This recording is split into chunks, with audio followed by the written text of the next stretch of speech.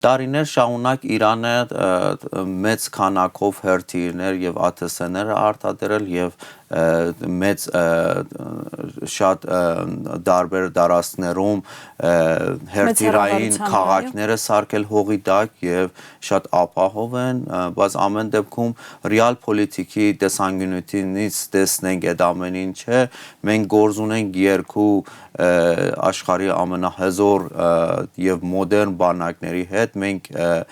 գերվում ենք երկու միջուկային գերդերությունների հետ